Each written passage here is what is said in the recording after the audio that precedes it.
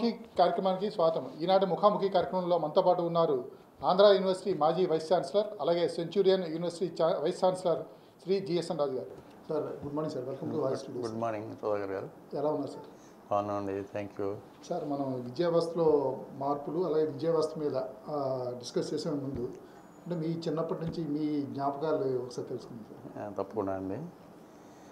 మాది ఒక రైతు కుటుంబం అండి. సార్, మా నాన్నగారు నిశాని రైతు, మంచి. మా పూర్వీకులు ల్యాండ్ లార్డ్స్. యాక్చువల్గా నేను పుట్టినప్పటికీ వీ బికేమ్ మిడిల్ క్లాస్. అంటే మా ఫ్యామిలీలో ఎవరికి దురలవాట్లు లేవు. మంచితనం మీద అనివ్వండి, లేకపోతే సోషల్ సర్వీస్ అనివ్వండి, ఆ విధంగా తగ్గుతూ వచ్చింది డివిజన్లో. నాకు ఇంకొక బ్రదరు, ఎల్డర్ బ్రదరు, ఆయన కూడా retired professor in Andhra university, 12 ఏళ్ళు పెద్ద ఆయన.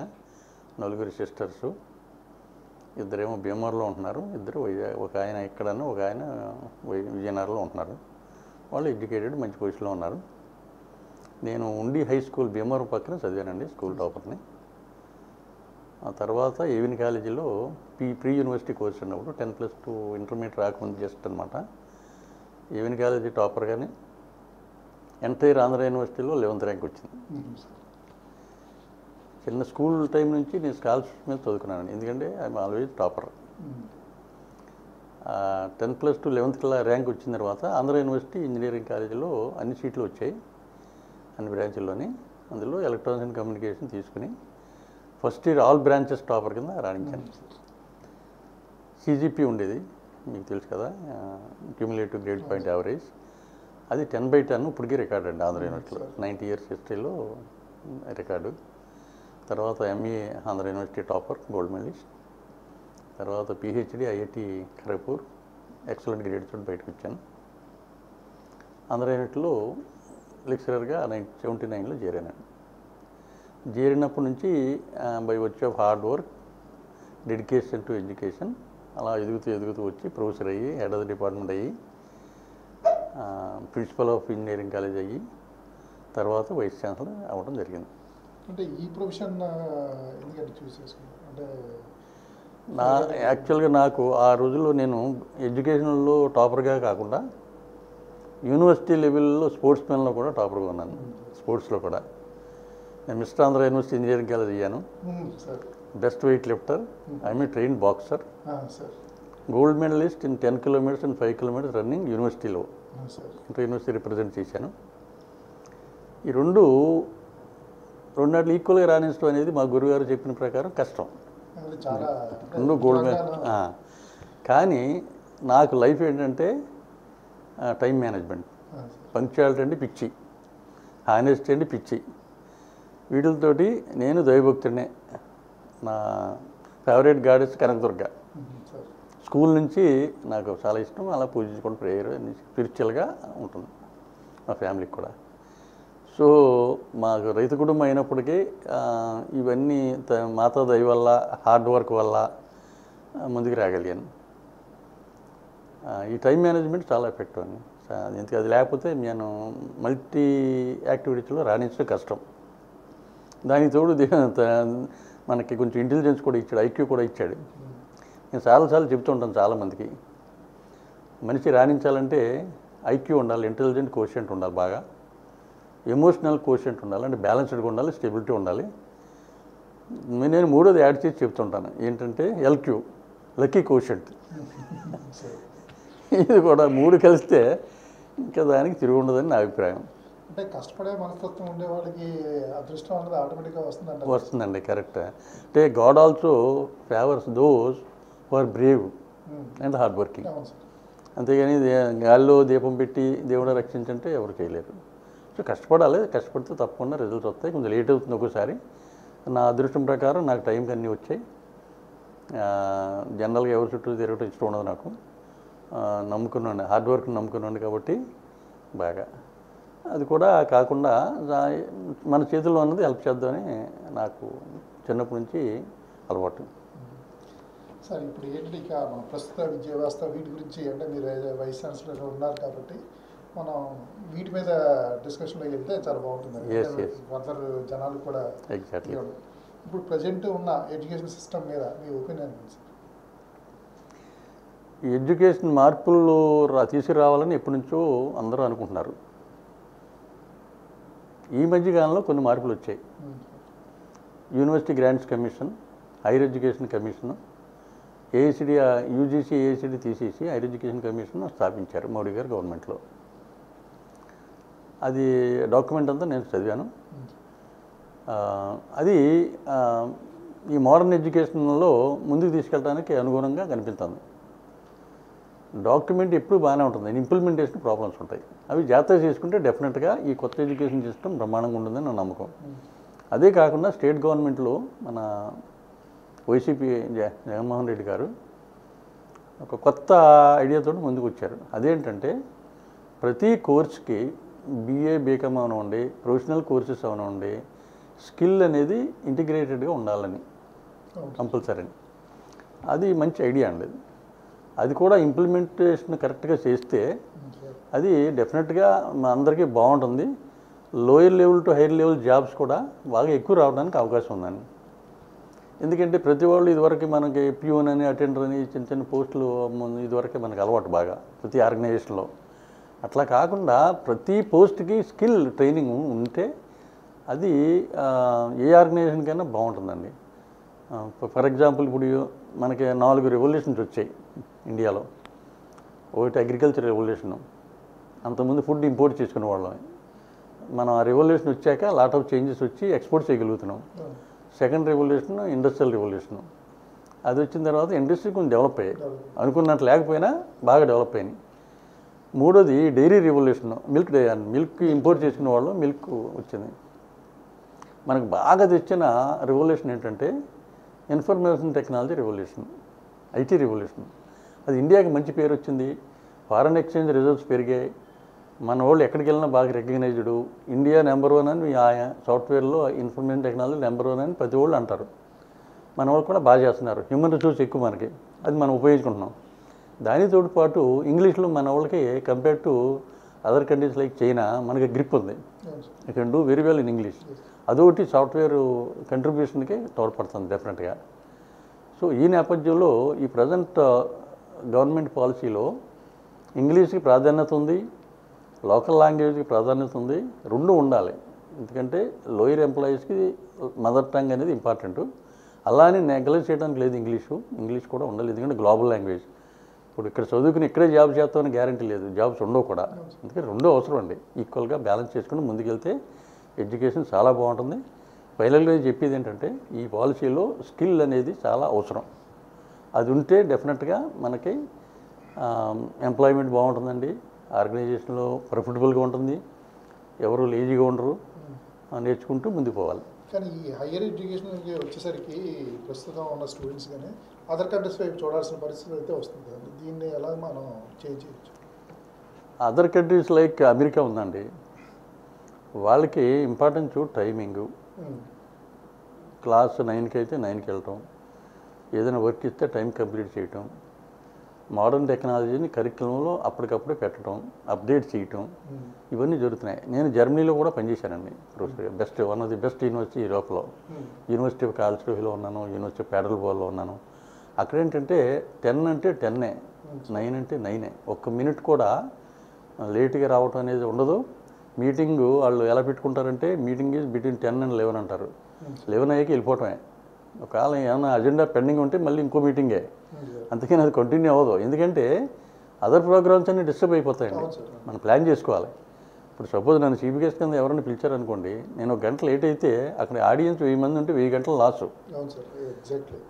అందుకని టైంకి ఉంటే అందరికీ ఆనందంగా ఉంటుంది.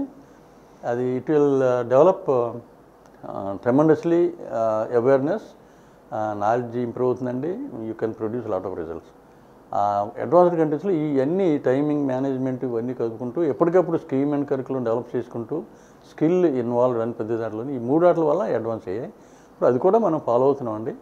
భవిష్యత్తు డెఫినెట్గా ఇండియాకి చాలా బాగుంటుంది అని నమ్మకం. ఇప్పుడు మీరు అదర్ కంట్రీస్ యూనివర్సిటీ కూడా మీరు వర్క్ చేశారు కదా, డిఫరెన్స్ ఏంటి సార్? అక్కడ అదర్ కంట్రీస్ యూనివర్సిటీకి ఇండియాలో ప్లస్ మీరు ఆంధ్ర యూనివర్సిటీ వర్క్ చేశారు, అలాగే ఇప్పుడు ప్రజెంట్ సెంచరీ యూనివర్సిటీ. ఏంటండి ఈ డిఫరెన్స్?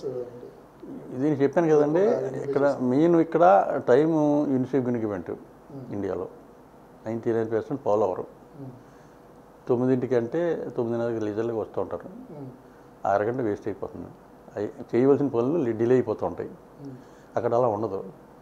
అది కాకుండా ఇప్పుడు జర్మనీలో ఉందనుకోండి, advanced country for long time. అక్కడ ఇండస్ట్రీ ఎక్స్పోజర్ ఉంటేనే కానీ ఒక ఫ్యాకల్టీ మెంబర్గా ఇంజనీరింగ్ కాలేజీలో ఒక యూనివర్సిటీలో అవడానికి ఉండదు. మాస్టర్ కూడా పనిచేసి ఉండాలి ఇండస్ట్రీలో. అప్పుడే మన స్టూడెంట్స్కి బాగా చెప్పగలం. సో ఇటువంటి మార్పులు కూడా ఇండియాలో తీసుకొస్తే డెఫినెట్గా ఉంటాయి. ఫర్ ఎగ్జాంపుల్ ఆంధ్ర యూనివర్సిటీ ఉందండి, ఇది గ్రేటెస్ట్ యూనివర్సిటీ. ఆంధ్రప్రదేశ్లో నెంబర్ 1, ఇండియాలో నేను వైస్ ఛాన్సలర్గా ఉండగా నాక్ రేటింగ్లో ఇండియాలో నెంబర్ 2 ర్యాంక్ వచ్చింది. ఎన్ఎస్ఎస్లో నెంబర్ 1 ఇన్ ఇండియా వచ్చిందండి.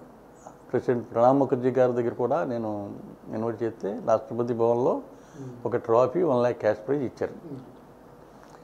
సో అది కాకుండా అనేక గ్రాంట్స్ వచ్చాయండి యూనివర్సిటీకి, రీసెర్చ్ గ్రాంట్స్, ఇన్క్యుబేషన్ గ్రాంట్స్ అన్నీ వచ్చాయి.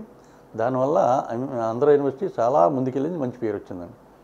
అది అయిన వెంటనే 2016లో ఆంధ్ర యూనివర్సిటీ నా టెన్యూర్ అయ్యాక సెంచూరియన్ యూనివర్సిటీ వాళ్ళు రమ్మంటే నేను వెళ్ళాను. అక్కడికి వెళ్ళడానికి కారణం ఏంటంటే అది స్కిల్స్ యూనివర్సిటీ బేసికల్గా. It's one of the famous, very recognised in India. Skill అనేది కంపల్సరీ. ఇంజనీరింగ్ మా ప్రోగ్రామ్స్ ఉన్నాయండి. మాకు ప్రతి సెమిస్టర్లోనూ ప్రాజెక్ట్ ఉంటుంది. స్టూడెంట్స్ ప్రతి బ్రాంచ్ వాళ్ళు ఇండస్ట్రీలోకి వెళ్ళి ట్రైనింగ్ అవుతారు. పారామెడికల్ కోర్సెస్ కొన్ని ఉన్నాయండి. అన్ని హాస్పిటల్తో మా టైఅప్ ఉంది. మాకు ఒక బ్యాచ్ బయటకు వచ్చింది సెంచూరియన్ యూనివర్సిటీ నుంచి, రేడియాలజీ బీఎస్సీ. అందరికీ ప్లేస్మెంట్ వచ్చేసిందండి. ఎందుకంటే వాళ్ళు స్కిల్ ట్రైనింగ్ బాగా ఇచ్చాం కాబట్టి తీసుకున్న వాళ్ళు కూడా చాలా హ్యాపీగా ఉన్నారు. వాళ్ళకి వేరే రకంగా ట్రైనింగ్ అవసరం లేదు, టైం సేవ్ అవుతుందండి. సో బేసికల్గా స్కిల్ అనేది చాలా అవసరం అండి. అలాగే కరికులం ఎప్పటికప్పుడు అప్డేట్ చేసుకుంటూ వెళ్ళాలి. మోడర్న్ సబ్జెక్ట్ పెట్టడం, అవి టీచ్ చేసే ఫ్యాకల్టీని ఎప్పటికప్పుడు రిక్రూట్ చేయడం జరిగితే బ్రహ్మాండంగా ఉంటుందండి. ఇంకొక డ్రాబ్యాక్ ఏంటంటే ఇండియాలో ఆల్మోస్ట్ అన్ని ఇన్స్టిట్యూట్స్లోని ఎవరైనా రిటైర్ అయిపోతే రీప్లేస్మెంట్ వెంటనే అవ్వట్లేదు. వేకెన్సీస్ అలా ఉండిపోతున్నాయండి. దానివల్ల టీచింగ్ చాలా దెబ్బతిందండి. ఇది మేజర్ ప్రాబ్లం అయిపోయిందండి. సో అది కానీ జరిగి మంచి యాక్టివ్ ఫ్యాకల్టీని, జెన్యూన్గా బాగా చెప్పేవాళ్ళని, హై క్వాలిఫైడ్ పీపుల్ని మేము రిక్రూట్ చేసుకుంటే మనం కూడా అడ్వాన్స్డ్ కంట్రీతో పోటీ పడతాం, ఇంకా ముందుకు వెళ్ళగలం నా నమ్మకం. అంటే ఈ స్టూడెంట్స్ అంటే ఈ ప్రొఫెషన్ని చూస్ చేసుకోలేకపోవడం ఒక రీజన్ అంటారా? ఏంటి మీరు చెప్తున్నది? అంటే ఈ ఫ్యాకల్టీని మనం రిక్రూట్ చేసుకోలేకపోవడం దానికి రీజన్స్ చెప్తూ ఉంటారు. ఫైనాన్షియల్ ప్రాబ్లమ్స్ అని, అశ్రద్ధ, దాని మీద ఇంపార్టెన్స్ ఇవ్వకపోవడం, ఇవన్నీ కారణాలండి. ఒక 6 నెలలు లేట్ అవ్వచ్చండి, 10 ఏళ్ళు లేట్ అవ్వకూడదు కదండి రిక్రూట్మెంట్లో. అది గవర్నమెంట్ వారు ఆలోచించి ఎవ్రీ ఇయర్ రిక్రూట్మెంటు ఖాళీలు అవ్వగానే దానికి రిక్రూట్ చేస్తే స్టూడెంట్కి బోధనాపరంగా బ్రహ్మాండంగా ఉంటుంది. డెఫినెట్గా మంచి ఇన్స్టిట్యూట్లో స్టూడెంట్స్ జారకపోవడం అనేది ఉండదండి. ఈరోజు కొన్ని ఇంజనీరింగ్ కాదు క్లోజ్ చేసేస్తున్నారు. కారణం ఏంటంటే మంచి ఫ్యాకల్టీ లేక, ట్రైనింగ్ లేక, వాళ్ళకి జాబులు రాకపోవడం వల్ల. అది మనం చేయాలంటే డెఫినెట్గా మంచి ఫ్యాకల్టీని రిక్రూట్ చేసుకుని, మంచి సబ్జెక్టులు పెట్టుకుని, కరెక్ట్గా ఎగ్జామ్స్ పోస్ట్పోన్ అవ్వకుండా టైంకి కండక్ట్ చేయటం, రిజల్ట్స్ కరెక్ట్గా ఇవ్వటం, ఇవన్నీ చేస్తే బ్రహ్మాండంగా ఉంటుందండి. ప్రాపర్ కౌన్సిలింగ్ చాలా అవసరం అండి. ఇప్పుడు మన ప్రజెంట్ ఇండియన్ ఎడ్యుకేషన్ సిస్టంలో ప్రైమరీ ఎడ్యుకేషన్, అలాగే సెకండరీ అండ్ హైయర్, రైట్ వీటి మూడింటి గురించి కూడా మనం డిస్కస్ చేసుకున్నట్లయితే ప్రైమరీ ఎడ్యుకేషన్లో ఎలాంటి అంటే లోపాలు ఉన్నాయని మీరు అనుకుంటారు మీ దీంట్లో అబ్జర్వేషన్? ప్రైమరీ ఎడ్యుకేషన్ ఈ మధ్యకాలంలో కొన్ని మార్పులు సజెస్ట్ చేశారు. ఎందుకంటే ఇంగ్లీష్ ప్రతి స్కూల్లో పెట్టాలని. కానీ నా ఒపీనియన్ ఏంటంటే ఒక 2 సెక్షన్లు పెట్టి, ఒకటి తెలుగు మీడియం, ఒకటి ఇంగ్లీష్ మీడియం ఉంటే బాగుంటుందండి. ఎందుకంటే 2 ఇంపార్టెంట్, ఏది నెగ్లెక్ట్ చేయడానికి లేదు.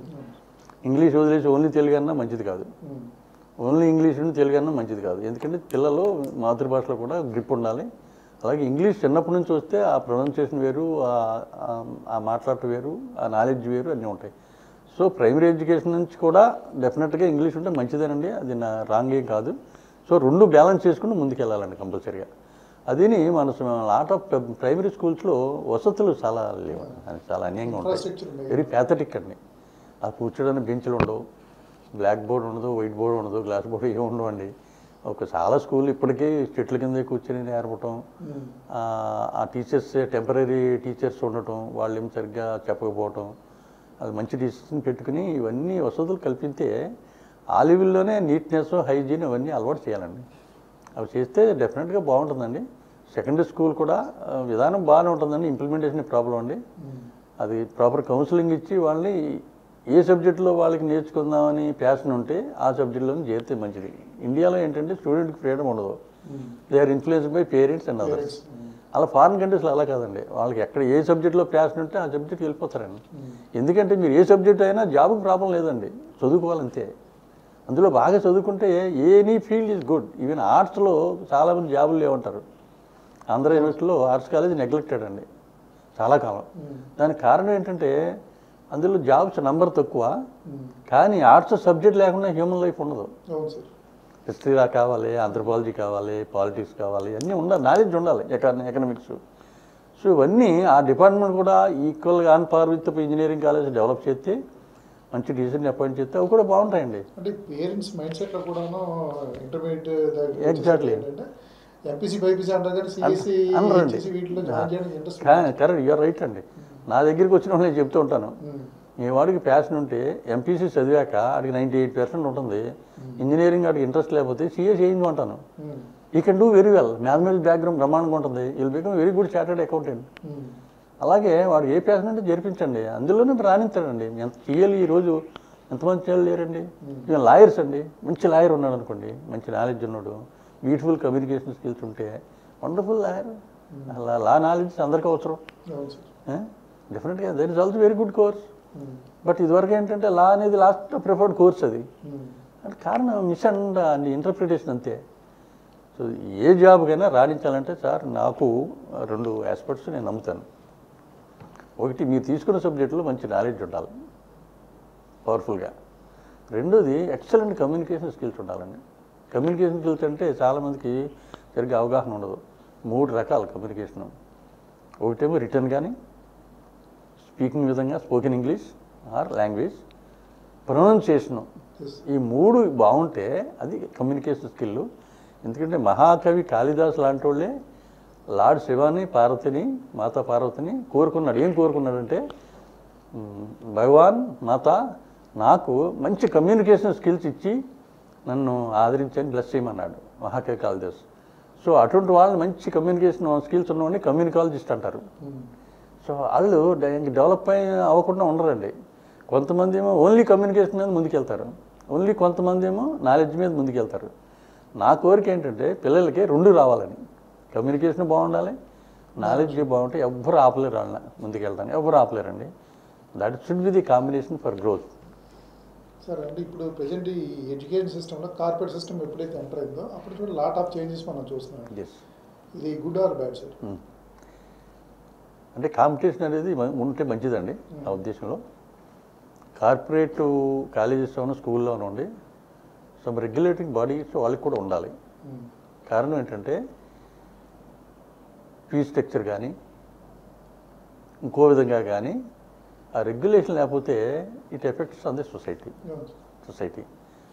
సో మనకి అది కార్పొరేట్ని క్లోజ్ చేసి డెమోక్రటిక్ కంట్రీలో India is a republic, means represented by public, parliamentary democracy. ఇందులో కాంపిటీషన్ అనేది లేకపోతే ఓన్లీ గవర్నమెంట్ ఇన్స్టిట్యూట్సే రన్ అవ్వాలంటే అది మంచిది కాదు. ఇక అసలు ఎదుగుదలే ఉండదు. అట్లీస్ట్ కార్పొరేట్ ఇన్స్టిట్యూషన్ ఆర్గనైజేషన్ వచ్చిన తర్వాత మన గవర్నమెంట్ కూడా ఆలోచిస్తుంది వాటితో పాటు మన వాళ్ళు కూడా కంపీట్ చేయాలని. ఇప్పుడు ప్రైమరీ స్కూల్స్ ఉన్నాయండి, లేకపోతే 10th క్లాస్ గవర్నమెంట్ స్కూల్స్లో ఉన్నాయి, రిజల్ట్స్ 30%, 40%, 50%. ఇప్పుడు గవర్నమెంట్ ఏమంటుందంటే మీరు కార్పొరేట్ రిజల్ట్స్ వస్తేనే కానీ మీకు శాలరీస్ కొంచెం కండిషన్ పెట్టారు, తప్పలేదు. దానివల్ల ఏంటంటే ఇప్పుడు 80%, 90% వచ్చి గవర్నమెంట్ స్కూల్స్ కూడా ఉన్నాయి ఆ కాంపిటీషన్స్ వల్ల. అందుకని ఏంటంటే కార్పొరేట్ ఆర్గనైజేషన్ మీద కానీ, స్కూల్స్ మీద కానీ, కాలేజెస్ మీద కానీ కొంచెం రెగ్యులేషన్స్ స్ట్రిక్ట్గా ఇంప్లిమెంట్ చేసి. అంటే ఇక్కడ ఈ కార్పొరేట్ ఎడ్యుకేషన్ సిస్టమ్ ఎప్పుడైతే వచ్చిందో అది స్టూడెంట్స్లో క్రియేటివిటీ ఆఫ్ మైండ్ని తొక్కేస్తూ కూడాను ఓన్లీ మెమరీ పవర్ని వాళ్ళు డెవలప్ చేసుకుంటూ వచ్చారు అని చెప్పి ఒక ఇదైతే అది కరెక్ట్ అనండి. వాళ్ళు ఏంటంటే పొద్దున్న సాయంకాలం దగ్గర నుంచి చదివించడం అయిపోతుంది. అయితే నేను ఎగ్జాంపుల్ చెప్తాను. నేను ఐఐటి ఖరగ్పూర్లో ఉన్నాను పిహెచ్డీ చేస్తూ. ఒక తెలుగు పేరెంట్ ఒక ఆయన నా దగ్గరికి వచ్చాడు. వచ్చి సార్ ఇక్కడ మా అబ్బాయి బీటెక్ ఫస్ట్ ఇయర్ కంప్యూటర్స్ అండి, వాడు చదవలేకపోతున్నాడు, ట్యూషన్ ఎవరో చెప్తారా అన్నాడు. ఇదేంటండి ఐఐటీలో చేరి ట్యూషన్ ఏంటండి, మరి బ్రిలియంట్ కదా, జేఈలో ర్యాంక్ ఎంత అన్నాను. సో 64 ఎంత అన్నాడు. 64 ర్యాంక్ వచ్చి ట్యూషన్ ఏంటన్నాను నేను. లేదండి అక్కడ ప్రిపేర్ అయ్యాడు, వాళ్ళు అలా రుద్దించారు, ఆ గైడెన్స్ లేకపోతే ఇక్కడ అవ్వటం లేదు, చదవలేకపోతున్నాడని.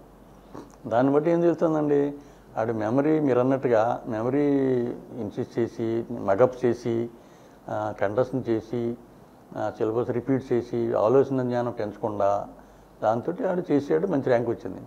కానీ అది తప్పండి. అది ఆడికి ఇండిపెండెన్స్ ఇవ్వాలి. To think for some time A day వాడికి మనకు ప్రొవిజన్ పెట్టుకుని ఆలోచన విధానం పెంచితే వాడు you should be able to right very well freely. అప్పుడు రాణించగలరండి. అది మాత్రం కంట్రోల్ చేయాలండి. ఎందుకంటే మనోళ్ళు పొద్దున్న 6 నుంచి రాత్రి 10 వరకు చదివారండి. ఆ ఎడ్యుకేషన్ కూడా సిస్టమ్ అడ్వాన్స్డ్ కండిషన్లో ఇందాక అడిగారు, మంచి క్వశ్చన్ అడిగారు మీరు. అందులో అక్కడ వాళ్ళకి ఏంటంటే పర్ఫెక్ట్ టైం అండి, 9 to 4 or 10 to 5, that's all. తర్వాత మీరు రిలాక్స్ అవ్వాలి. You should be recharge for next day. They work for 5 days ప్రమాణం పనిచేస్తారండి. మనం 6 రోజులు పని చేస్తాం, రిజల్ట్స్ రావు. This is the biggest problem అండి. ఇప్పుడు all premier institutes in the world they work for 5 days. ఇదిలో 100% వర్క్ ఎక్స్ట్రాక్ట్ చేస్తారండి. మనం కూడా అన్ని ఇన్స్టిట్యూట్స్లో నాకు వర్క్ ఏంటంటే నా రికమెండేషన్ కూడా ఇన్ఫ్యాక్ట్ ఈ పాజిటివ్ వారి ద్వారా గవర్నమెంట్ కానీ పెద్దవాళ్ళు కానీ 5 days వీక్ చేయండి అందరికీ. పిల్లలకి కొంచెం టైం ఇవ్వండి, ఆలోచన కానీ వాళ్ళు అదర్ థాట్స్ డెవలప్ చేసుకో కానీ లేకపోతే సోషల్ అవేర్నెస్ కానీ ఇవన్నీ వస్తే చాలా బాగుంటుందండి. ఇండియన్ సిస్టమ్ ఇంకోటి మనకి మారల్స్ బాగుంటాయండి. ఇండియన్ మారల్స్ పీపుల్కి బాగుంటాయి. ఇవి అడ్వాన్స్డ్ కంట్రీ వెస్ట్రన్ కంట్రీస్లో మారల్స్ అనేవి తక్కువ, వాళ్ళకి ఎథిక్స్ ఎక్కువ, మనకి ఎథిక్స్ తక్కువ.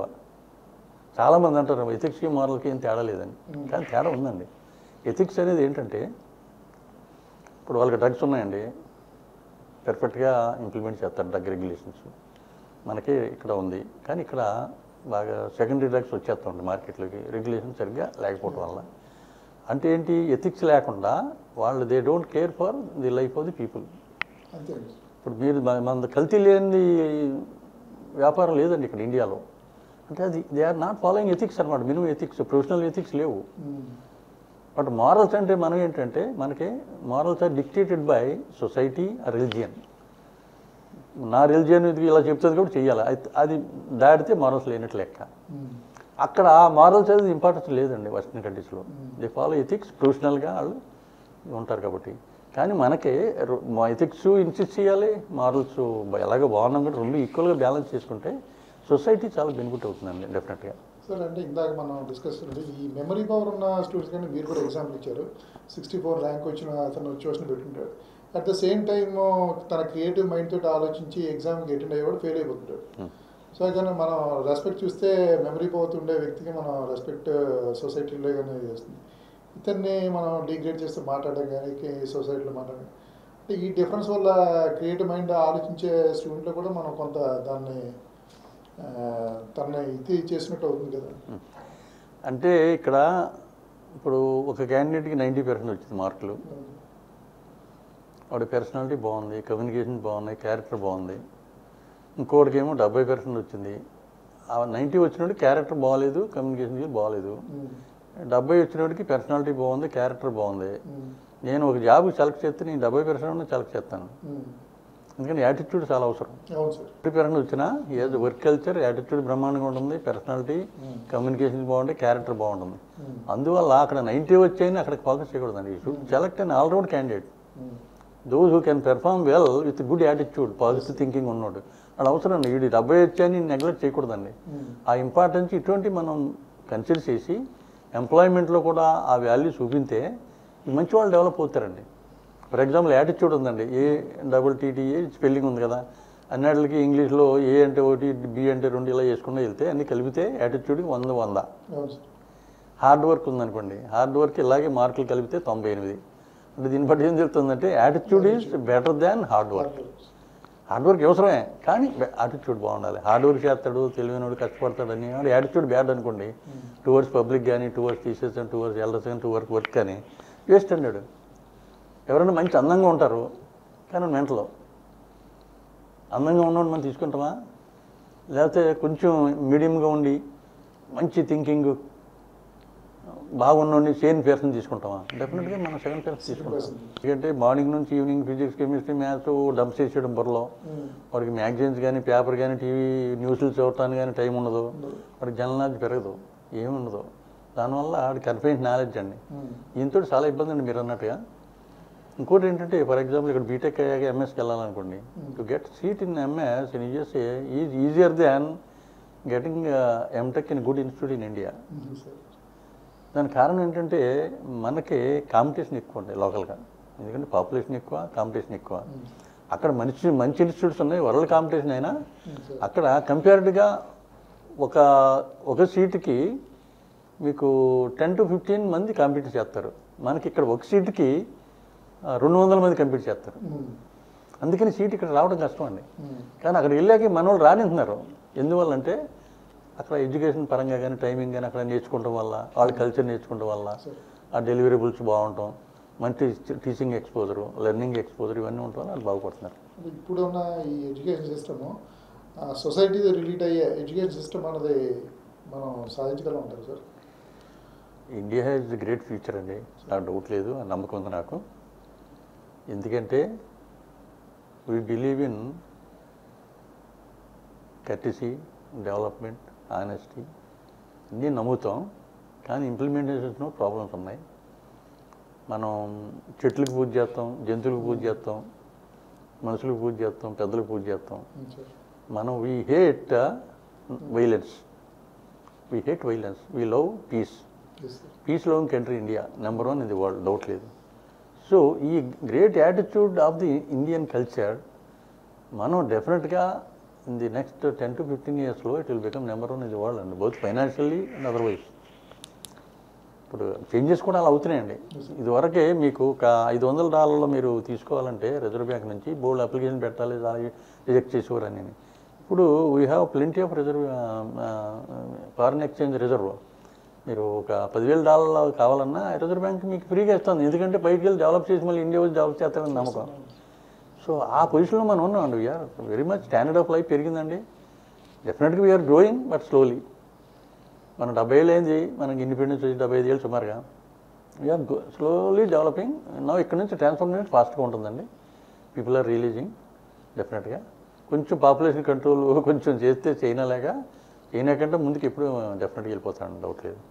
ఇప్పుడు ప్రజెంట్ ఉన్న ఈ ఎడ్యుకేషన్ సిలబస్ ఏదైతే ఉందో దీంతో మనం వరల్డ్ ఎడ్యుకేషన్ మనం కంప్లీట్ చేయగలుగుతాం సార్? డెఫినెట్గా చేయగలమండి. ఇంప్లిమెంటేషన్ చేసి నేను ఇందాక చెప్పినట్టుగా మంచి ఫ్యాకల్టీని రిక్రూట్ చేసి రిటైర్ అవగానే మనం ఫిలప్ చేసి స్టూడెంట్కి సరైన ట్రైనింగ్, మెమరైజ్ చేయకుండా వాడికి ఆలోచన విధానం పెంచి వాడికి వారానికి 5 రోజులు స్కూల్స్ కానీ కాలేజీలు కానీ పెట్టి మిగతా 2 రోజులు వాడి థింకింగ్ కానీ అదర్ పర్పస్ కానీ వాడికి ఇస్తే ఈ will do all 5 days the best. ఇప్పుడు 6 days చేసి 3 days వర్క్ కూడా చేయలేకపోతున్నాను. సో ఇవన్నీ చేస్తే డెఫినెట్గా మనం స్లోగా we can compete with the world countries, doubt లేదండి. మనం already we are in competing stage.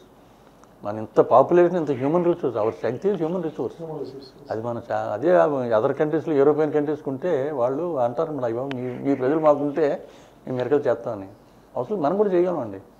Only thing ఏం మన మేనేజ్మెంట్, సిస్టమ్ మేనేజ్మెంట్ జాగ్రత్త చేసుకుంటే డెఫినెట్గా మనం we can do better. It may take some time to. అంటే ఇప్పుడు ఈ పొలిటికల్ పార్టీస్ ఏవైతే ఉన్నాయో ఈ ప్రతి ఎలక్షన్స్లో కూడా కొన్ని ప్రామిసెస్ ఎన్నో ఇస్తుంటారు. ప్రతి పొలిటికల్ పార్టీస్ కూడాను ఆల్ సెక్షన్ ఆఫ్ పీపుల్ని కవర్ చేస్తుంటారు, కానీ ఎక్సెప్ట్ ఈ స్కూలింగ్ కానీ ఎడ్యుకేషన్ సిస్టమ్ కూడా దీని గురించి ఎటువంటి ప్రామిసెస్ అన్నది కూడా మనకు కనపడవు. సో ఎందుకంటే సార్, అంటే దీన్ని ఎందుకు నెగ్లెక్ట్ చేస్తుంటారు? ఇది వన్ ఆఫ్ ద ఇంపార్టెంట్ అని తెలుసు, విద్యా వ్యవస్థ అన్నది. విద్యా వ్యవస్థ ద్వారా అన్ని రకాల అవసరాలు కూడా నెరవేరుతాయని తెలుసు, కానీ దీన్నే విస్మరిస్తుంటారు. ఇప్పుడు అన్ని అంటే రాజకీయ పార్టీలు తన పోల్ ప్రామిసెస్ కానీ తను ఎలక్ట్ అయిన తర్వాత కానీ వీటిని చాలా నిర్లక్ష్యంగా వ్యవహరిస్తుంటారు. ఈ విషయం sir, most of the parties vote bank politics ఆచరిస్తారు. ఎవరైతే ఓటేస్తారో వాళ్ళకి ఏం కావాలో అవి ప్రామిస్ చేస్తూ ఉంటారు. నేను ఒక మంచి యూనివర్సిటీ పెడతాను, అది పెడితే వాళ్ళకి ఓట్లు వచ్చి తక్కువ, అందుకని నెగ్లెక్టెడ్. కానీ ఈ మధ్య కాలంలో there is some change. Promise చేయనప్పటికీ అట్లీస్ట్ ఆ ఎడ్యుకేషన్ పరంగా డెవలప్ అయిపోతే మనకి రాణించలేము, బాగుండదు, అన్పాపులర్ అయిపోతాం అనే ఉద్దేశంతో వాళ్ళు కొన్ని కొత్త యూనివర్సిటీలు పెట్టడం, కొత్త scheme and curriculum in education మార్పులు తేవటం, ప్రైమరీ స్కూల్స్ని డెవలప్ చేద్దామనే యాటిట్యూడ్ పెంచుకుంటాం, వాటికి ఇన్ఫ్రాస్ట్రక్చర్ డెవలప్మెంట్ కొంత ఫండ్స్ అలొకేషన్ చేయటం వితౌట్ ప్రామిస్ జరుగుతున్నాయండి. డెఫినెట్గా year after year there is an enhancement in allocation but యాక్చువల్గా ఈ పాపులేషన్కి అది చాలదు అట్లీస్ట్ 9% జీడిపి మీరు స్పెండ్ చేస్తే కానీ ఎడ్యుకేషన్కి మనం అడ్వాన్స్డ్ కంట్రీతో కంపేర్ చేయడం కష్టం. అది చేస్తే బాగుంటుంది. ఇప్పుడు మనం ఖర్చు పెట్టేది 1% కూడా లేదు. అది మరి అన్యాయం. అది ప్రత్యేక పార్టీ ఏ పార్టీకి రూలింగ్లకు వచ్చినా వాళ్ళు ఇది జ్ఞాపకం ఉంచుకొని మీరు అంతా కరెక్ట్గా ఎడ్యుకేషన్ చాలా ఇంపార్టెంట్. ఎడ్యుకేషన్ తోటి ఒక కంట్రీ ముందుకు వెళ్ళగలదు, కంప్లీట్ చేయగలదు, బ్రహ్మాండంగా ఉండగలదు. అదే అంటే ఈ పొలిటికల్ పార్టీ ఈ నెగ్లిజెన్స్ నుంచి ఎప్పుడు మనం బయటకు వస్తాం అన్నది చూడాలి. అవునండి. అంటే ఇప్పుడు ఒకళ్ళు రియలైజ్ అవుతున్నారండి గ్రాడ్యువల్గా.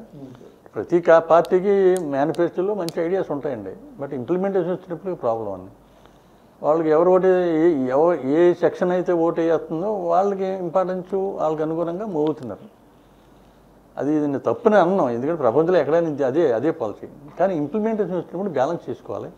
ఎడ్యుకేషన్కి ఇంపార్టెన్స్ ఇవ్వాలి, ఇండస్ట్రీకి ఇంపార్టెన్స్ ఇవ్వాలి, ఫుడ్కి ఇవ్వాలి, అడల్ట్రేషన్ ఎథిక్స్ అయి పెంచాలి. ఇవన్నీ పెట్టుకుని ఇప్పుడు ఫార్మసీ ఇండస్ట్రీ ఉన్నాయండి, చాలా ఉన్నాయి మనకి. మన డిఫరెంట్ కంట్రీస్ అంబాసిడర్స్ వచ్చి మంచి కామెంట్స్ ఇచ్చారు. India only can supply the vaccines to the entire world అని. That is a good compliment వాళ్ళు అంటాం. దానికి కారణం ఏంటంటే we have capabilities, we have brilliance, we have industries, man power. మేము బిలియన్స్లో తయారు చేయాలంటే మనం only India can do. No other country. China people are not believing China because their attitude is different.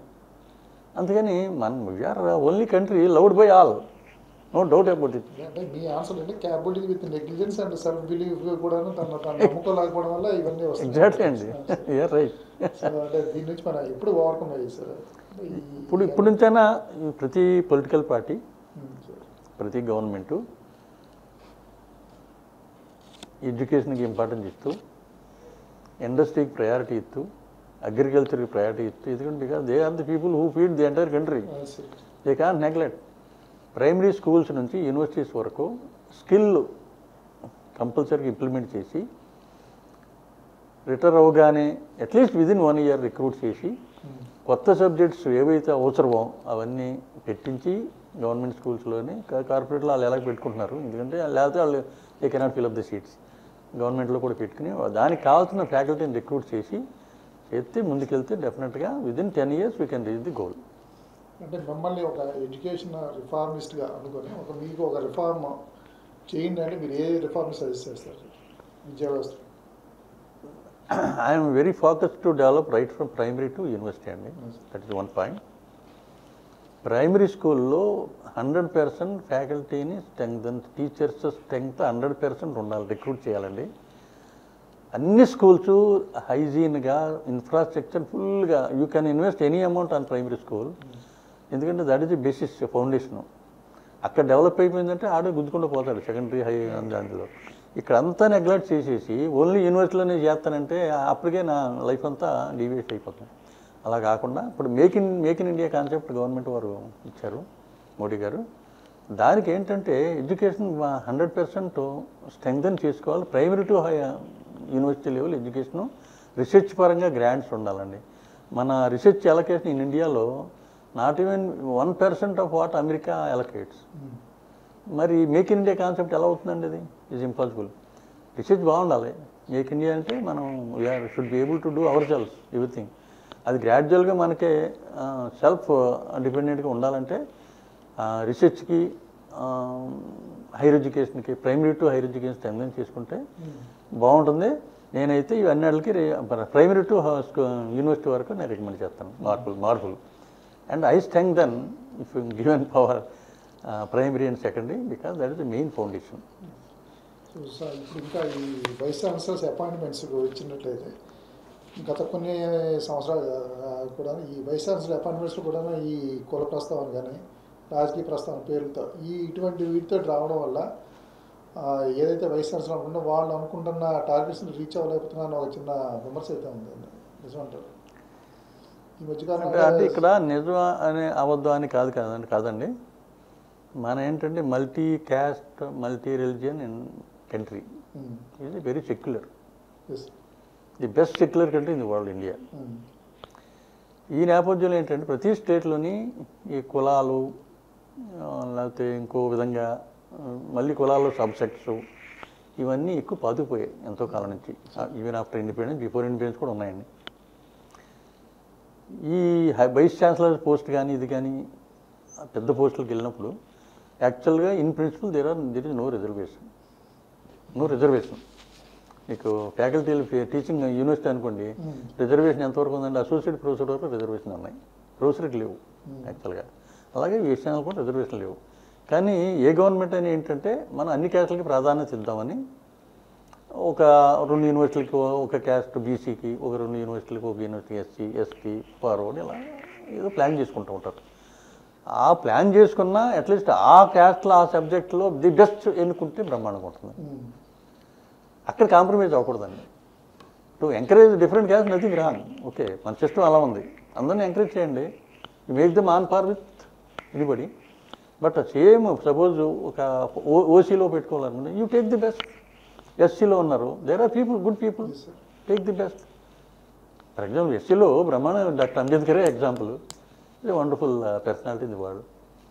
ఇట్లాగా ఏ క్యాస్ట్ మీరు తీసుకున్నా, మీరు ఒకవేళ అలా ఇద్దాం అనుకుంటే ప్రతి క్యాస్ట్కి, ఆ క్యాస్ట్లో you take the best without any compromisation. Best people ఒకే పీపుల్ని సెలెక్ట్ చేస్తున్నట్టుగా అంటే సిస్టంలో ఇంప్లిమెంటేషన్లో ప్రాబ్లమ్స్ ఉంటాయి. అవి లేకుండా చూసుకుంటే బాగుంటుంది సొసైటీకి, తప్ప డెఫినెట్గా. సో సార్, అంటే మీరు గత కొన్ని సంవత్సరాలుగా ఇప్పటి నుంచి అబ్జర్వ్ చేయాలి, అంటే ఈ spending with the children, parents point of view కూడా మనకు ఉన్న ఆలోచన ఉంది.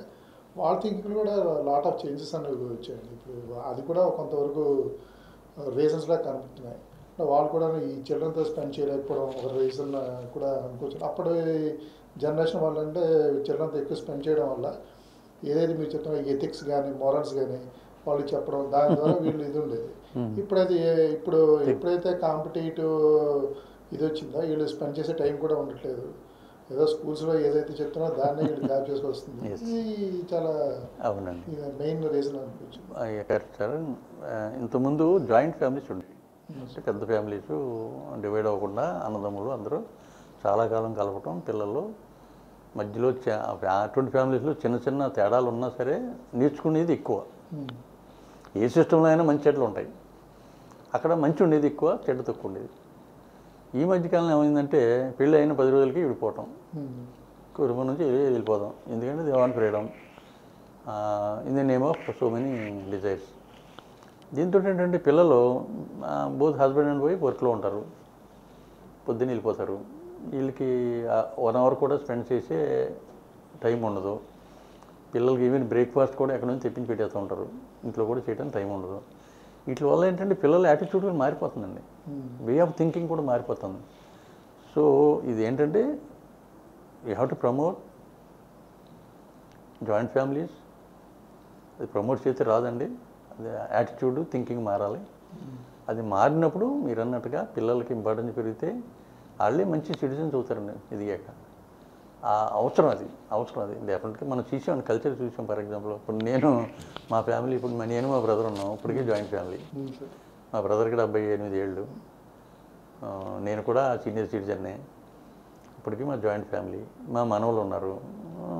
Everyday we spend lot of time with them. They enjoy. తాతగారు అంటే ఎంజాయ్ చేస్తూ ఉంటారు. Give stories. మిస్ అవుతుందండి. అది ఉంటే బ్రహ్మాండంగా ఉంటుందండి. They develop very good culture అండి బై దట్. ఎందుకంటే మీ ఎక్స్పీరియన్స్ కూడా అంటే వాళ్ళతో షేర్ చేసుకోవడం వల్ల వాళ్ళు ఇంకా బెటర్ సిటిజన్స్ కూడా డెవలప్ అవుతారు. అది అవసరం అండి. అది స్లోగా పెంచితే బాగుంటుంది. ఎందుకంటే India gives lot of importance to spirituality. దానికి ఇంపార్టెన్స్ మెయింటైన్ చేసుకుంటూ వెళ్తే బాగుంటుందండి. అంటే కొంతమందికి ఏంటి యాటిట్యూడ్ ఓన్లీ డబ్బులు ఎర్న్ చేయడం అనేది మెయిన్ అనుకుంది, అది తప్పది. నా ఉద్దేశం ఏంటంటే హెల్త్ టాప్ ప్రయారిటీ అంటాను నేను. అది లేకుండా ఏ పని చేయలేం. మనీ అవసరం, కానీ it is not the priority. Honesty is very very important in life to come up. Character, attitude నేను ఇంకోటి చెప్తానండి.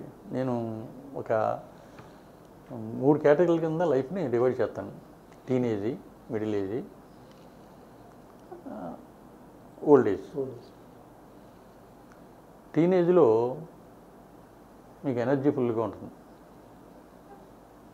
టైం అవైలబుల్, మనీ ఉండదు, ఎందుకంటే చదువుకుంటున్నాడు కదా. మనీ కావాలంటే పేరెంట్స్ మీద డిపెండ్ అవ్వాలి. సో అక్కడ వీడు దేని ప్రయత్నించాలి, మనీ ఎర్నింగ్కి ట్రై చేయాలి. లేదు కాబట్టి అడిగి అవును సార్. అది సంపాదించుకోవడానికి బాగా చదువుకోవాలి, మంచి ర్యాంక్ తెచ్చి మంచి జాబ్ తెచ్చుకోవాలి, దానికి కష్టపడాలి. సార్ మిడిల్ ఏజ్ వచ్చినప్పటికీ ఎనర్జీ ఉంటుంది, మనీ ఉంటుంది, టైం ఉండదు. సో టైం అది సేవ్ చేసుకోవాలి. టైం అంటే పంక్చువాలిటీ వల్ల, టైం మేనేజ్మెంట్ వల్ల మిడిల్ ఏజ్లో టైం సేవ్ చేసుకుంటే ఆ 3 అడికి దొరుకుతాయి. 2 ఉన్నాయి. ఇది ఓల్డ్ ఏజ్లో టైం ఉంటుంది, మనీ ఉంటుంది, ఎనర్జీ ఉండదు. ఎనర్జీ తెచ్చుకోవాలంటే మార్నింగ్ 1 గంట నడిచి మినిమం ఎక్సర్సైజ్ చేసుకుని హెల్త్ పరంగా ఇంప్రూవ్ చేసుకుంటే అది రిప్లేనిష్ అవుతుంది.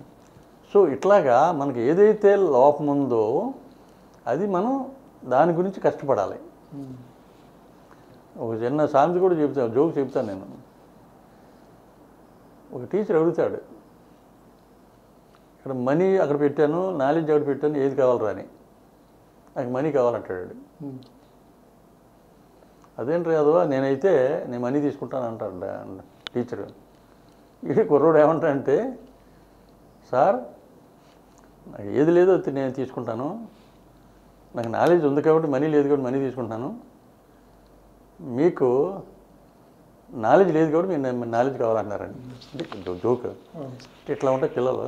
ఇది యాక్చువల్ జోక్స్ అండి ఇవి. నాటి బాయ్స్ ఇటువంటివి చెప్తూ ఉంటారు. అలాగే అంటే మనకి ఏదైతే లోపం ఉందో దాని గురించి కష్టపడాలి. అది వస్తే బాగుంటుంది లైఫ్. ఇప్పుడు అంటే ఇప్పుడు ఈ కొన్ని సినిమాస్లో ఈ లెక్చరర్స్ కానీ ఫ్యాకల్టీస్ని కానీ చాలా డీగ్రేడ్ చేస్తూ చూపించే సందర్భాలు చాలా ఉన్నాయి. అది మీకు ఎలా అనిపిస్తుంది? అది మంచి కల్చర్ కాదండి. నెగిటివ్ చూడడం ఇంకా నెగిటివ్ అవుతుందండి అది. అంటే ఇప్పుడు సొసైటీ ఎలా ఉంటుందంటే పాజిటివ్ దానికంటే నెగిటివ్ ఎక్కువ తీసుకుంటూ ఉంటారు. అంటే అంత కొంతమంది ఆ నెగిటివ్ని తీసుకుని మన్నాడు ఇంప్లిమెంట్ చేసి చేస్తూ ఉంటారు. ఈ హేళనే మళ్ళీ క్లాస్లో చేస్తూ ఉంటారు. కానీ మంచి టీచర్ని ఎవరు టచ్ చేయలేరు. ఐ కెన్ అష్యూర్ సార్, మంచి teacher who has the dedication towards children students, nobody will touch. ఎందుకంటే నీ పాఠం చెప్పినప్పుడు 5 నిమిషాలు లేట్కి వచ్చి నేను రానివ్వను క్లాసులోకి. ఇమీడియట్ తిట్టుకుంటాడు. కానీ in the long time is my they think I'm their guru. నేను చాలాసార్లు చూశాను. అది స్ట్రిక్ట్గా ఉండటం వల్ల ఇమీడియట్గా చాలా స్ట్రిక్ట్గా ఉన్నాడు ఇది ఇదని మనసులో ఫీలింగ్ ఉంటుంది. కానీ ఎగ్జామ్స్ అయ్యి మంచి రిజల్ట్స్ వచ్చాక they will give you lot of importance to your good attitude, good treatment, good teaching. అది ఇంపార్టెంట్ లాంగ్ రన్. ఇప్పుడు ఏదో పోడుతున్నాడని మనం అది బెండ్ అయ్యి అది చేయటం మంచిది కాదు.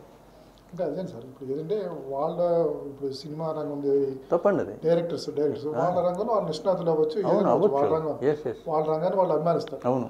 సేమ్ టైం వాళ్ళ రంగాన్ని అభిమానించేటప్పుడు ఇంకో రంగాన్ని హ్యాండిల్ చేయడం కూడా కరెక్ట్ కాదు. విద్యారంగం అనేది మోస్ట్లీ వాళ్ళు కూడా వాళ్ళు దాటే వచ్చారు, దాన్ని ఆహ్వానం చేయడం, దాన్ని మనం సమర్థించడం. In the name of humour fun వాళ్ళని అలా హేళన చేయడం మంచిది కాదు. It should be avoided by all means. టీచర్సే కాదండి, ఎవరిని అలా హేళన చేయడం మంచిది కాదు. ఏ సెక్షన్, ఎందుకంటే ప్రతి సెక్షన్లో మంచి వాళ్ళు ఉంటారు, దే ఆర్ ఎఫెక్టెడ్. ఇప్పుడు పోలీస్ ఆఫీసర్స్ ఉన్నారు, మంచి వాళ్ళు ఉన్నారు, ఏ క్లాస్ ఆఫీసర్స్ ఉన్నారు, ఎవరో ఒకరిద్దరు ఉండొచ్చు, ప్రతి దాంట్లో ఉన్నారు కదా.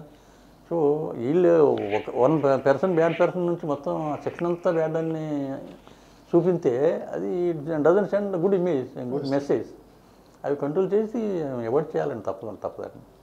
సో మీరు ఆంధ్ర యూనివర్సిటీలో వర్క్ చేశారు కదా, ఈ ఆంధ్ర యూనివర్సిటీని స్టేట్లో #1 యూనివర్సిటీ. ఆంధ్ర యూనివర్సిటీలో మెయిన్ ప్రాబ్లమ్స్ అని మీరు ఏవి ఐడెంటిఫై చేశారు సార్ మీ టెన్యూర్లో? నా టెన్యూర్లో ఫ్యాకల్టీ 1000 మంది ఉండవలసినప్పుడు 420 మంది ఉన్నారు ఫ్యాకల్టీ. రిటైర్ అయిపోతే రిక్రూట్మెంట్ అవ్వలే.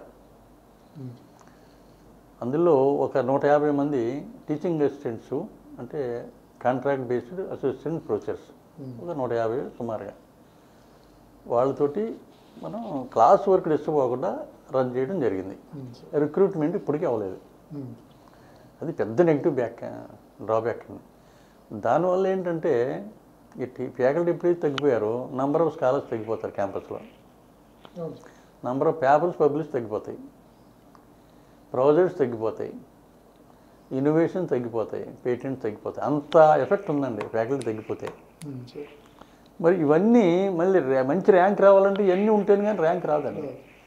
సో మంచి ర్యాంకు ఇంకా ముందుకు వెళ్ళాలనుకుంటే ముందు ఫ్యాకల్టీని రిక్రూట్ చేసి ఇవన్నీ ఇంప్రూవ్ చేసుకుంటే నంబర్ ఆఫ్ పబ్లికేషన్ ఇంక్రీజ్ చేసి R&D ప్రాజెక్ట్స్ ఇంక్రీజ్ చేసుకుంటూ ముందు పోతే definitely will be at the top of the university, doubt లేదండి. సార్ అంటే ఇది ఒక క్వశ్చన్ అడగచ్చలేదు తెలియదు కానీ అంటే మీ టెన్యూర్లో ఏదైతే అవుట్ సోర్సింగ్ ఎంప్లాయీస్ అపాయింట్మెంట్స్కి ఉన్నాయో మీ టెన్యూర్ తర్వాత వచ్చిన వైస్ ఛాన్సలర్ వాటిని క్యాన్సిల్ చేశారు, ఏంటండి రీజన్? అప్పుడు ఏమైందంటే ఇది మంచి క్వశ్చన్ అండి, అడగడంలో తప్పేం లేదు. ఐ ఫీల్ ఇది out sourcing people temporary employees NAC visiting team వస్తుంది. NAC ఎప్పుడంటే జనవరి పండుగ వెళ్ళగానే వస్తుంది. కొంతమందిని ఎందుకంటే 3000 వేకెన్సీస్ ఉన్నాయి నాన్ టీచింగ్, వర్క్ సఫర్ అవుతుంది. అందుకని I authorised principals to take temporary people, temporary తీసుకున్నారు కొంతమందిని, తీసుకుని వాళ్ళ చేత పని చేయించారు. ఏంటి భోగి రోజుని పండగ సంక్రాంతి పండుగ రోజున కూడా రిక్రూట్ చేశారు, పని చేయించారు. They have done very well. ఆ తర్వాత ఒకళ్ళిద్దరు బ్యాడ్ ఇంటెన్షన్ పీపుల్ చేసి అయ్యబాబు ఏదో రిక్రూట్ చేసేసారు, ఇది లేదు అది లేదని వాళ్ళు రీచ్ చేశారు. ఇప్పుడు 100% పీపుల్ ఇప్పుడు కరెక్ట్ ఫుల్గా ఉండరు. ఒకళ్ళిద్దరు ఇప్పుడు డిఫరెంట్ యాటిట్యూడ్ ఉంటారు. They are trouble makers, double shooters. వాళ్ళు క్లీన్ చేసి హూ అండ్ క్రై చేశారు. దాని నేపథ్యంలో ఏంటంటే ఓహో ఇదేదో బ్యాడ్ అయిపోయింది అనేసి కొంత యాటిట్యూడ్ తోటి వాళ్ళని తీసేశారు. తీసేసి మళ్ళీ రిక్రూట్ చేసుకున్నారండి. They recruited. ఎందుకంటే మీకు యూనివర్సిటీ ముందుకు వెళ్ళలేకపోతే with very honesty, with lot of transparency we did by paying very small amount. That ఆ అమౌంట్ ఏంటంటే గవర్నమెంట్ నుంచి కాకుండా సెల్ఫ్ ఫైనాన్షియల్ కోర్సెస్ రన్ చేస్తున్న ఇన్కమ్ నుంచి పే చేశారు principals. Absolute nothing wrong. It is 100% legalise, very transparent, very honesty. వాళ్ళని తీసి ఇప్పుడు గవర్నమెంట్ అనేక మందికి ఆపర్చునిటీ ఇచ్చి జాబ్ చేద్దామని ట్రై చేస్తుంది. వాళ్ళు మనుషులే కదండి, వాళ్ళు తినడానికి పని చేశారు, డబ్బులు ఇచ్చాము, తప్పే ఉందండి. అది తీయవలసిన అవసరం లేదు. బట్ తీసేసి వాళ్ళే తర్వాత రియలైజ్ అయ్యి మళ్ళీ ఇచ్చారండి. వాళ్ళు ఉన్నారు. కొంతమంది బయటికి వెళ్ళిపోయారు, కొంతమంది రాలేదు, కొంతమంది జరిగింది. ఒకనొక మాజీ పార్లమెంట్ సభ్యులు ఆంధ్ర యూనివర్సిటీని గబ్బిలాల దీనిగా అభివర్ణించారు. ఆ కామెంట్ ఎలా తీసుకుంటారు? నాకు కొంచెం బాధగా ఉందంటే అటువంటి మాట్లాడకూడదు. అటువంటి మాట ఎట్టి బస్సులో కూడా ఎట్టి బస్సులు అనకూడదు. అది చాలా బాధకరం. అందరూ బాధపడ్డారు. అది ఆయన కూడా ఒక యూనివర్సిటీ అల్యూమినస్, అదే వెరీ అన్ఫార్చునేట్. తర్వాత ఆయన అన్నారు ఏదో పొరపాటున స్లిప్ అయింది అని అన్నట్టున్నారు. అటువంటి మాట ఇప్పుడు కూడా పొరపాటును కూడా రాకూడదు. బాధకన్నా అలాగే కదా, అందరికీ బాధేనండి. ఇది మీ స్పాయిల్ ది ఇమేజ్ అది స్టూడెంట్స్ అంటే చాలా బాధపడండి. ఎందుకంటే 2 తల్లితో సమానం అంతే కదండి. నాకు ఆంధ్ర యూనివర్సిటీ అంటే ఇలా ఇప్పుడు నా దగ్గరికి ఎవరైనా వస్తే అడ్మిషన్కి ఏమన్నా మీరు ఎక్కడ చేయించమంటారంటే ఆంధ్ర యూనివర్సిటీ సీట్ వస్తే మన దగ్గర పంపించంటాను. అక్కడ రాకపోతే సెంచురీ యూనివర్సిటీ రాంటాను. దిస్ ఈజ్ మై అడ్వైజ్ అండి. ఎందుకంటే దట్స్ ఇస్ గ్రేట్ యూనివర్సిటీ అండి. Sarvepalli Radhakrishna was vice chancellor, K R Reddy గారు was vice chancellor. Such great people occupied that chair. I was very privileged to occupy the same chair. So I did my best to the satisfaction of the public. అందరికీ చేసాం, maximum చేసాం. అకాడమిక్గా బాగా develop అయింది, service orient develop అయింది, people were happy. అంటే 100% ఎప్పుడు ఉండదండి, 2%, 3 people ఎప్పుడు ఉంటారు. రీసెంట్ దట్ అన్ని వాళ్ళు. బట్ వాళ్ళనే పట్టించుకుంటే అసలు డెవలప్ చేయలేమండి. So that you have to bear. When you do good things you have to accept that. అంటే మీ టెన్యూర్లో చేయలేనిది అంటే మీకు ఏమైనా అనిపించింది ఆంధ్ర యూనివర్సిటీ సంబంధించి? చేయలేదంటే ఏం లేదు, రిక్రూట్మెంట్ చేయలేకపోయాం. అదే నాకు బాధ. అది ఎందుకంటే అది గవర్నమెంట్ పాలసీస్ అవునండి, ఇంకోటి అవునండి, వాళ్ళకి మనకి ఆపర్చునిటీ ఇవ్వలేదు. అది చేసి ఉంటే మరి 1000 మంది ఫ్యాకల్టీ ఉంటే ఇంకా ముందుకు వెళ్ళిపోతుందండి. నెంబర్ 2 వల్ల నెంబర్ 1 అయిపోయింది. సో అది మేజర్ డ్రాబ్యాక్. ఎందుకంటే అది దానివల్ల ఎఫెక్ట్ అయ్యి ఉన్నాయి, చాలా ఉన్నాయి. ఇందాక చెప్పాను కదండి. అది కానీ కరెక్ట్గా ఉంటే you can do wonderful things. అది మన చేతిలో లేని పని అండి. అది వైస్ ఛాన్సలర్ నా చేతిలో లేని పని. నేను రిప్రజెంట్ చేశాను, అవ్వలేదు. బట్ ఇప్పుడు జగన్ గారు చేస్తానంటున్నారు రిక్రూట్మెంట్. అది వస్తే చాలా అదృష్టం. ఏదైనా ప్రభుత్వాలు చేస్తే మరీ మంచిది. అదేనండి. రైట్. మీరు సెంచురియన్ యూనివర్సిటీ వైస్ ఛాన్సలర్గా ఉన్నారు, అదే ఆంధ్ర యూనివర్సిటీ పనిచేశారు. ఏంటంటే డిఫరెన్స్ సెంచరీ యూనివర్సిటీకి Andhra university? Andhra university is a great state university అండి. Yes. Century university is a great private university. Century university కూడా డిఫరెంట్ ఆబ్జెక్టివ్స్ తోటి ముందుకెళ్తుంది. New courses, totally skill based. మాకు ఆల్రెడీ మేము మొదలుపెట్టి యూనివర్సిటీ మొదలుపెట్టి 3.5 సంవత్సరాలు అయింది.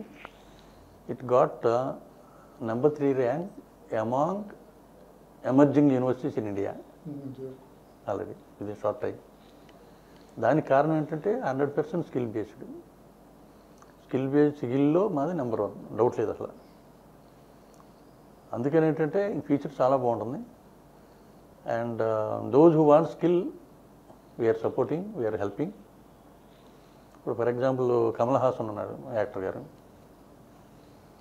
ఆయన ఒక ట్రస్ట్లో స్కిల్ పీపుల్ డెవలప్ చేద్దామని తలుచుకున్నాడు.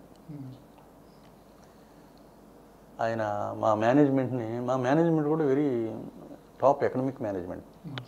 ప్రెసిడెంట్ ముక్తి మిశ్రా అని ఆయన Orissa, is a great man, highly educated, doctorate from Australia. మా వైస్ ప్రెసిడెంట్ గారు డిఎన్ రావు గారు అని, ఆయన ఈ వాజ్ ప్రొడక్ట్ ఆఫ్ ఐఐఎం కలెక్టా. ఆయన ప్రొఫెసర్గా ఎక్స్ఎంబై హాట్లో పనిచేసి వచ్చారు. మంచి ఐడియాస్ ఉన్నవాళ్ళు. అలాగే మాకు ఛాన్సలర్ డాక్టర్ పట్నాయక్ అని, పద్మశ్రీ పట్నాయక్. ఆయన పివి నరసింహరావు గారు ప్రైమ్ మినిస్టర్ ఉండగా అడిషనల్ సెక్రటరీ పనిచేశాడు గవర్నమెంట్లో. అలా పెద్ద ఆయన, చాలా ఒరిస్సా లాంగ్వేజ్లో మంచి గ్రిప్ ఉన్న ఆయన, పెద్దవాడు. మన ఆంధ్రప్రదేశ్లో సి నారాయణ రెడ్డి గారికి ఎంత పేరుందో, ఎంత స్టేచర్ ఉందో, ఒరిస్సాలో ఆయనకి అంత స్టేచర్ ఉంది. అటుంటాను ఆయన ఛాన్సలర్ మాకు. సో ఇవన్నీ ఈ మేనేజ్మెంట్ సపోర్ట్ తోటి యాజ్ వైస్ ఛాన్సలర్ నాకు ఫ్రీడమ్ ఇచ్చాడు. ఫ్రీడమ్ ఇచ్చి ఈ స్కిల్ డెవలప్మెంట్లో కానీ, న్యూ కోర్సెస్ డెవలప్ చేయడం కానీ ఫ్రీడమ్ ఉంది. కాబట్టి I'm able to do very fast. గవర్నమెంట్లో కొంచెం డిలే అవుతుంది, కారణం ప్రొసీజర్స్ ఎక్కువ. గవర్నమెంట్ అప్రూవల్స్ అన్నీ రాక కొద్దిగా అక్కడ సంవత్సరం పడితే మాకు ఇక్కడ ఇన్స్టెంట్గా అయిపోతాయి. That is the difference between private university and. So అందుకని ఏంటంటే following the guidelines of the government, both central and state government, we are moving forward. We avoid by the rules and regulations of the government. ఎందుకంటే that compulsory అండి. అలాగే education పరంగా కానీ, teaching పరంగా కానీ already మాకు 2 పేటెంట్లు వచ్చాయి ఆల్రెడీ. సో అందుకని అంటే we are doing the best in quick way. That is the main difference అండి. స్టేట్ గవర్నమెంట్లో ఎనీ గవర్నమెంట్ యూనివర్సిటీలో కొంచెం ప్రొసీజర్స్ డిలేస్ ఉంటాయి. దానివల్ల మీరు అనుకున్న వెంటనే చేయలేరు. అక్కడ అప్రూవల్స్ కావాలి, ఫైనాన్సెస్ కావాలి, అన్నీ ఉంటాయి. ఇక్కడ అలా కాదు. సెంచరీ యూనివర్సిటీ ఇంకో అడ్వాంటేజ్ ఉందండి. మాది very affordable fee structured university అండి. మాకు చాలా అదర్ యూనివర్సిటీస్లో 3 లక్షలు ఛార్జ్ చేస్తే మాది అందులో 1/4 ఛార్జ్ చేస్తాను ఫీజు. సో అంత అఫోర్డబుల్ అనమాట. అందుకని people prefer, they love to join, they love to take our skill programs very well. మీకు స్కిల్ సర్టిఫికేట్ కోర్స్ కూడా పెడతామండి. మీకు ఎప్పుడైనా మీకు టైం వస్తే మేము తీసుకెళ్తాం క్యాంపస్కి తప్పకుండా.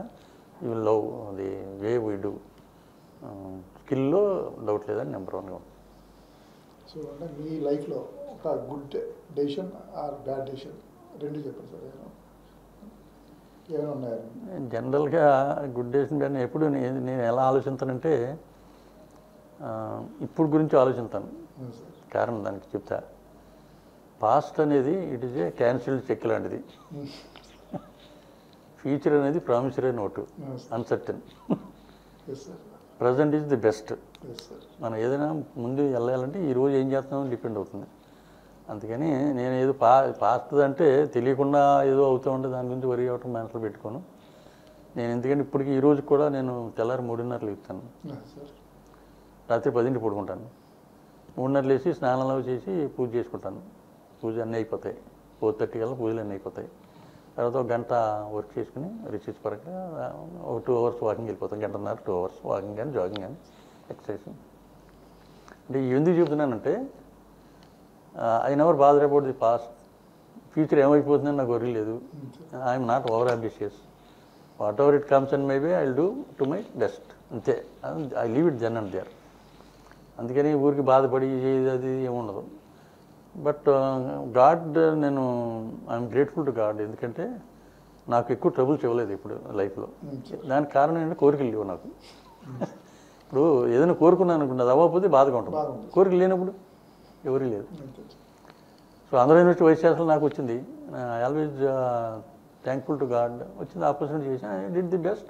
I have appreciation from public and everybody. Government వారు కూడా మీరు చాలా మెచ్చుకున్నారు, చాలా మెచ్చుకున్నారు. ఈవెన్ టుడే దే ఆర్ మెచ్చుకుంటున్నారు. అలాగే ఇప్పుడు సెంచరీ యూనివర్సిటీలో చేరడానికి కూడా కారణం ఏంటంటే మంచి మేనేజ్మెంటు, మంచి ఆపర్చునిటీ ఉంది డెవలప్ చేయడానికి, మంచి టీచర్స్ ఉన్నారు, క్వాలిఫైడ్ ఫ్యాకల్టీ. అందుకని అక్కడ కూడా హ్యాపీగా ఉంది, డెవలప్ చేస్తున్నాం బాగా. అందుకని వరి అవుతున్న అనవసరం అండి. అంటే ఎవరైనా అదే అడ్వైజ్ ఇస్తాను నేను పిల్లల్ని, don't worry about what will happen. ఏం అవ్వకుండా ఊరికి మనసులో బాధ పెట్టేసుకుంటే అనవసరం. కష్టపడి ఆటోమేటిక్గా రిజల్ట్స్ వస్తాయి. ఒకసారి ఓ రోజు లేట్ అవ్వచ్చు. అవును సార్. ఒక సక్సెస్ఫుల్ పర్సన్గా మోల్డ్ చేసుకోవాలంటే మీరు ఇచ్చే మెసేజ్ సార్ స్టూడెంట్స్ ఫైనల్గా. ముందు నువ్వు ఏ కోర్సులో చేరినా నీకు ఇష్టమైన కోర్సులో చేరు. ఆర్ట్స్ అయినా, సైన్స్ అయినా, మెడిసిన్ అయినా, ఏదైనా పర్వాలేదు. హార్డ్ వర్క్ చేసి టైం మేనేజ్మెంట్ చేసుకుంటూ, పంక్చువాలిటీ మెయింటైన్ చేసుకుంటూ, కమ్యూనికేషన్ స్కిల్స్ డెవలప్ చేసుకో. నీకు ఆనెస్టీ, ఇంటిగ్రిటీ పెంచుకో. తప్పుడు పనులు, డిస్ఆనెస్ట్గా ఈజ్ ఈక్వల్ టు డెత్. ఇవి నువ్వు చేసుకుంటే చాలు, అసలు నీకు ఏం అక్కర్లేదు, ఆటోమేటిక్గా ముందుకుపోతావు నా నమ్మకం. Should be honest, should dependable, hard work చెయ్యి, కమ్యూనికేషన్ స్కిల్స్ చక్కగా డెవలప్ చేసుకో. టైం మాత్రం ఇంపార్టెంట్, టాప్ ప్రయారిటీ టైం. ఎందుకంటే టైం పోతే మళ్ళీ రాదు, మనీ పోతే సంపాదించవచ్చు. అందుకని టైం చాలా అవసరం. వస్తే నీకు ఎవరు ఆపలేరు, ఏ ఫీల్డ్ అయినా నువ్వు రాణిస్తావు నా నమ్మకం పిల్లలకి. Thank you very much sir. మీకు వాల్యుబుల్ టైం మాతో స్పెండ్ చేసినందుకు. థ్యాంక్ యూ సార్ గారు. Thank you so much. I'm very happy. Thank you ఆజీ టీవీ గారికి, ప్రేక్షకులందరికీ ధన్యవాదాలు. Thank you so much. Thank you sir. ఇది ముఖాముఖి కార్యక్రమం విత్ జిఎస్ఎన్ రాజు గారు, ఆంధ్ర యూనివర్సిటీ మాజీ వైస్ ఛాన్సలర్, అలాగే ప్రస్తుత century university vice chancellor. Time management అలాగే హానెస్టీ కూడా ఉంటేనే భవిష్యత్తులో మంచి వ్యక్తిగా రాణించగలమని చెప్తున్నారు. మరొక వారం మరొక నేతతో మళ్ళీ కలుసుకుందాం. అంతవరకు సెలవు. నమస్కారం.